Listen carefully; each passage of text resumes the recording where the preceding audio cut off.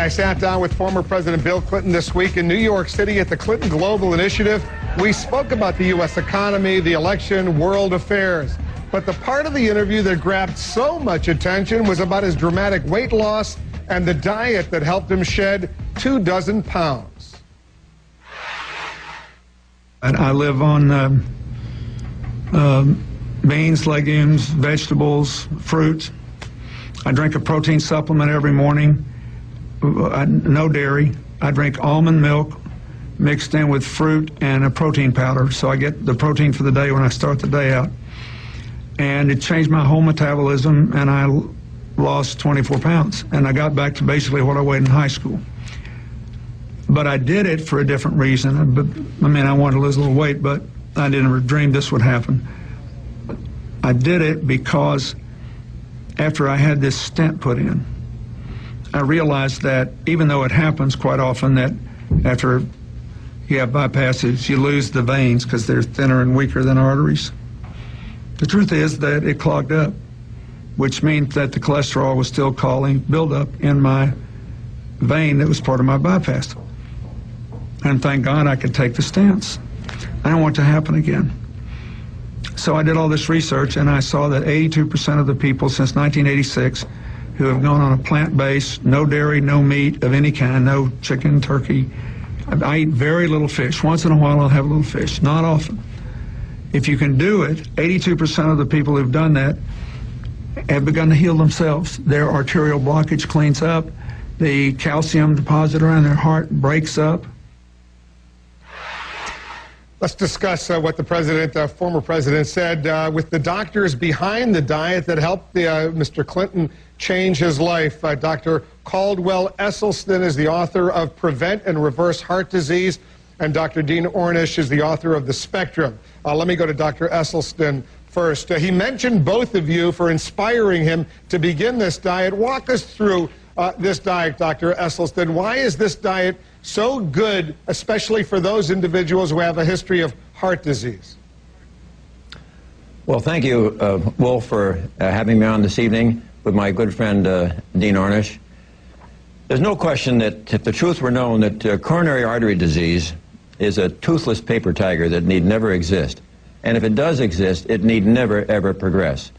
What we've heard from President Clinton is the remarkable change that he's been willing to make to remove completely from his nutrition those foods which we know will devastate and injure the inner lining of your arteries. And the remarkable thing is the capacity that the body has to heal itself.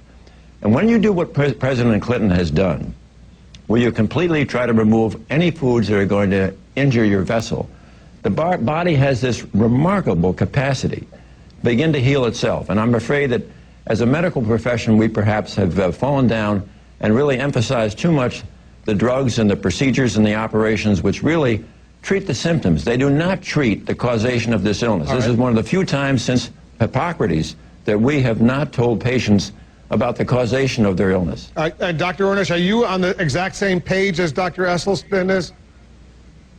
Yes, I am, and I want to just say I love and respect President Clinton, and so I was thrilled to hear that he's making these changes because I want him to live a long time, like so many people do, and whatever your politics, he can inspire many people to make these changes. And what we've shown, you know, we tend to think it has to be a new drug or a new laser, something really high-tech and expensive to be powerful. And what we've done in more than 33 years of research is show that these simple changes that we make in our lives, like what we eat, how we respond to stress, how much exercise we get, and how much love and support we have, can actually begin to reverse, not just prevent, but actually reverse chronic illnesses like heart disease and so on. And we found that almost more than 82% of the people who made these changes, as President Clinton indicated, were actually able to reverse the disease. So rather than getting a quick fix like a bypass or a stent does, which doesn't treat the underlying cause, it's a little like mopping up the floor around a sink without turning off the faucet. It keeps coming back unless you change what caused it. Is this diet, Dr. Esselstyn, no dairy, no meat, no chicken, basically no fish? Is this diet for everyone or only for those who have heart disease or a history of heart disease? One other thing I would add, and no oils, no processed oils. When you say no, like olive oil, even olive oil, which supposedly is pretty healthy. I'm afraid I'm going to have a divergence of opinion there. Yes, I would include absolutely olive oil, sunflower oil, safflower oil, corn oil, soybean oil. They're out. Now, you know, since we know that these foods are injuring people, why would we ever want to have them on the menu of our school children? When you question, why wait until people do have heart disease? We know, for instance, that if we do autopsies on our GIs who died in Korea and Vietnam, that roughly 80% of these young GIs will already have gross evidence of coronary disease you can see without a microscope. If we are going to ever make a breakthrough in this epidemic of cardiac disease, we really have to start when it's young. This is pretty So important. you're saying the young kids should not drink milk? Is that what you're saying, Dr. Ornish? No, I'm not. I'm saying that there's a spectrum of choices. And what President Clinton is doing is what you might call the pound of cure. If you're trying to reverse a chronic disease like heart disease, we also show that these same changes can stop or reverse the progression of early prostate cancer, diabetes, high blood pressure, elevated cholesterol. Then you need to make bigger changes. But if you're just trying to lose a few pounds or get your cholesterol down, you can start by making moderate changes. And if that's enough, great. If not, you can do more. What matters most is your overall way of eating and living. So if you indulge yourself one day, eat healthier the next. Dr. Esselstyn, is this the diet that you personally live on? The one that I described earlier, yes, I most certainly do. My dad had his first heart attack at age 43, and I've been eating this way for over 26 years. And Dr. Ornish, is that the way you live? No chicken, no meat, no dairy, no I guess some of the fun things in life. Is that what I'm hearing you say? You know, the old joke is, am I going to live longer, or is it just going to seem longer if I eat this way? And it's not all or nothing. What you include in your diet is as important as what you exclude. There are hundreds of thousands of protective substances. I also recommend people take 3 or 4 grams a day of fish oil because the omega-3 fatty acids can be so protective. So we heard Dr. Esselstyn say no oil.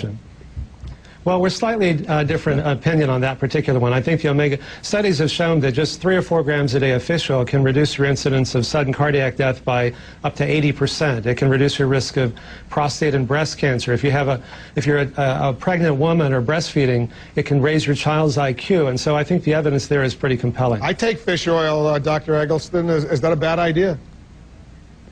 Well, I'm not going to really wrestle with Dean over fish oil. We have so much that is in common, and we're striving together to really make the basic point here really is that by eating these whole foods and getting away from processed foods, getting away from the dairy, anything with a mother, anything with a face, meat, fish, and chicken, it's so incredible how powerful the body can be. And if we're going to have a seismic revolution of health in this country, which is really right at our fingertips, when the major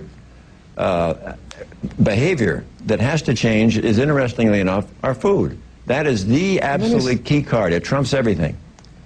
I agree. And let me just say this. You know, when you make these changes, because these mechanisms are so dynamic, your brain gets more blood, you think more clearly, you have more energy, your skin gets more blood, so you don't age as quickly. Even your sexual organs get more blood in the same way that Viagra works. So yeah, you'll probably live longer, but you'll also feel better. And what's sustainable is joy and pleasure and freedom. And when you make these changes, most people find they feel so much better so quickly. It reframes the reason for change from fear of dying to joy of living, and that's what's sustainable. Dr. Dean Ornish and Dr. Caldwell Esselstyn, you got a good shout out from President Clinton. He's on your diet. He's doing the best he can. He's very happy. I saw him in action eating some of those beans and vegetables away from some of the other fun foods, as we like to say. Let's hope he lives a long and healthy life. Guys, thanks very much for coming in. Amen. Thank you. And thanks, Caldwell. You're doing great work. Absolutely. Thanks, Dean. Keep it up.